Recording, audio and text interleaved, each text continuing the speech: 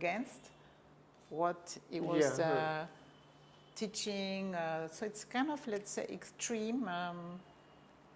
The other one, they negotiated differently. Let's say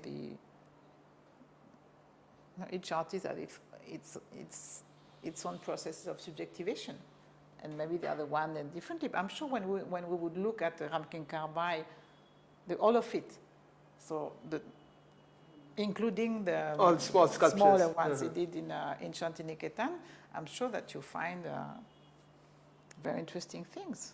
Yeah. But this is also interesting that, and we have read that in some of his letters and also memoirs, that Tagore was not very comfortable to show his paintings in Shantiniketan. In fact, in one of the letters he writes that I asked Nandalal repeatedly, please teach me how to do painting. Nandalal told me, no, I will not teach you, you do well enough. And Tagore is saying, that is why I have never learned how to draw and paint well, because Nandalal refused to teach me. So he's making all kinds of comments to kind of, as you rightly said, also, do you think he wanted to see himself, at least in the Indian context, a recluse artist, in some sense of the term, a recluse, isolated from the mainstream? Yeah, but I mean, when we were speaking before, I didn't want to interrupt because it was not the point, but I was thinking about Ganesh Pine. Ganesh Pine is not, right. Because you have all not because it's surely not in between figuration and non-objective, it's figuration, but in a way which is, because what is very intriguing for me is that he passed away recently, but he didn't pass away as an unknown artist. He was already very, very looked at, acknowledged well received by a certain large number of Indian connoisseurs and collectors. And is the one absolutely unknown outside from India. So it's quite interesting because why? Because it's not, this I never understood. I think it's difficult to. A lot of, this is my opinion, that often, sometimes you have to look from within rather than from outside. And Pine, Haloi, and such artists, Mira, they were always working from within. Grassroots and from within.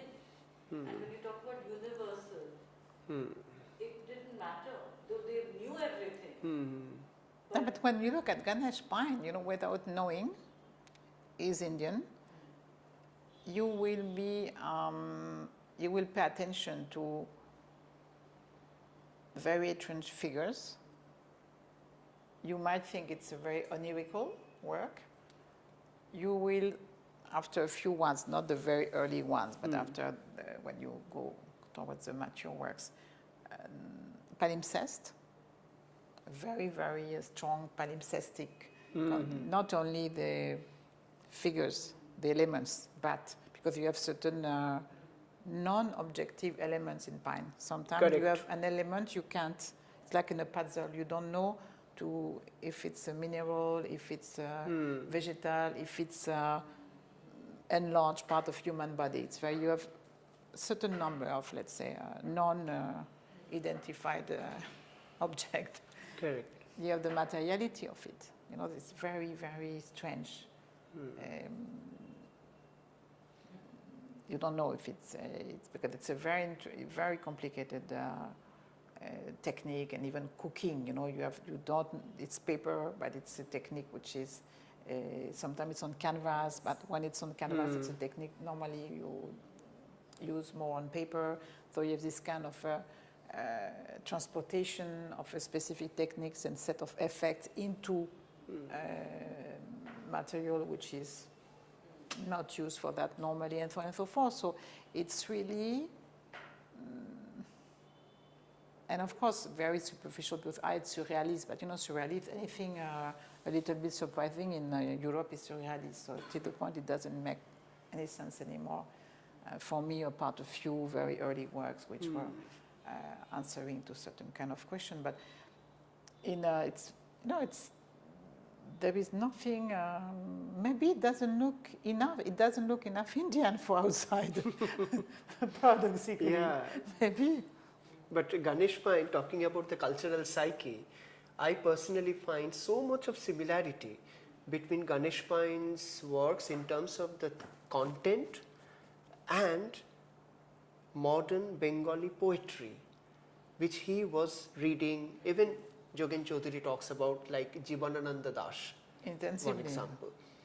Because both of them talk about the vulnerability of life, the uncertainty of life, and also the haunt of death looming over our life all the time. So they all talk about, in fact, Halui, Ganesh Pine, Jogen Chaudhary. I'm talking about the generation, this particular generation of artists. They were all, they are great readers of Bengali modern poetry from Rabindranath onwards and post Rabindranath also. All of them. Huh. All of them. Many of them. Yeah. Huh. 3 of them I know. These three of them, These three for and sure. when I read about the Calcutta group artists, like Majumdar, for example, and the others also. They talk about this association of They wrote very strong. exactly. They wrote Majumdar. So the role that Bengali poetry played, modern Bengali poetry played, in the cultural psyche, and also in the mind of these artists. This is one thing that personally I want to investigate. I have this project in my mind that I have more and more I am reading about them. I am having a feeling that this is one part which has not been really studied properly. Interestingly, Jogenda made a point today that artists from here were different from artists from the rest of the country because of all the famine and the other problems that were happening here. It was a very unstable life. Before Correct. and after, before and after yes. the And national. while there was stability, much more stability elsewhere than here. And that is why he felt there was more pain, there was more pathos. Absolutely. After that, formally, for somebody like me, I'm not Indian, I don't know the nuance and all the different traditions, and beginning by visual traditions, I have an idea, but far from being familiar. The only space I can see, the equivalent I could find in terms of the sophistication is miniature. But a miniature, well, you don't precisely, you don't try to be naturalist or even realist. Right. You really transport the subtlety of the miniature. This kind of space you have permanently to, it's not obvious.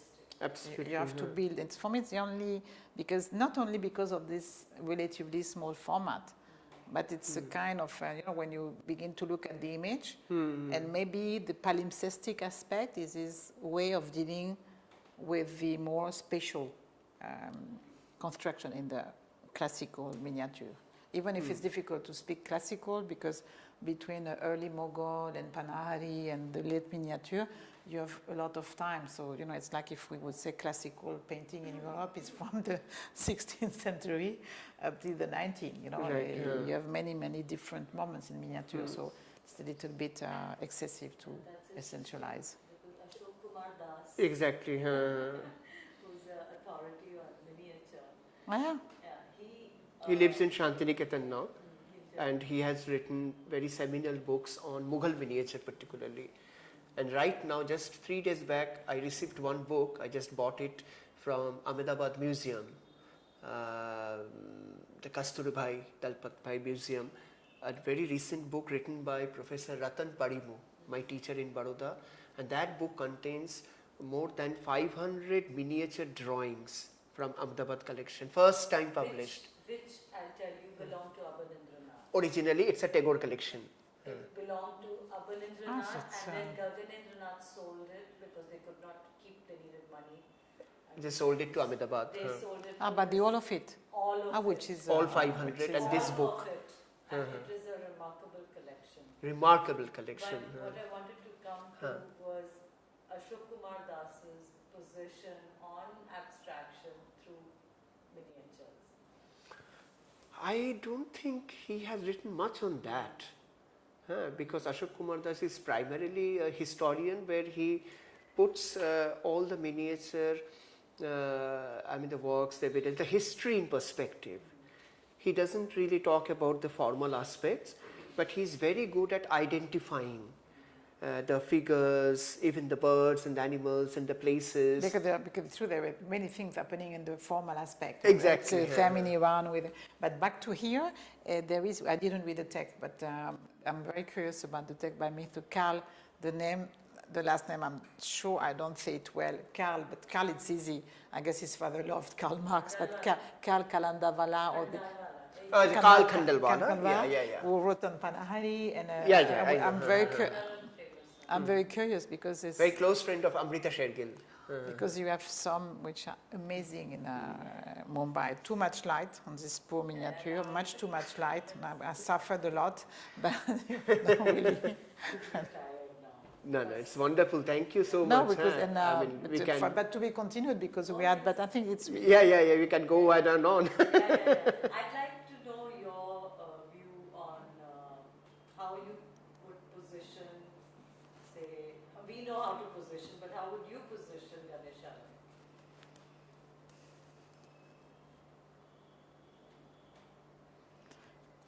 For me, it's non-objective art.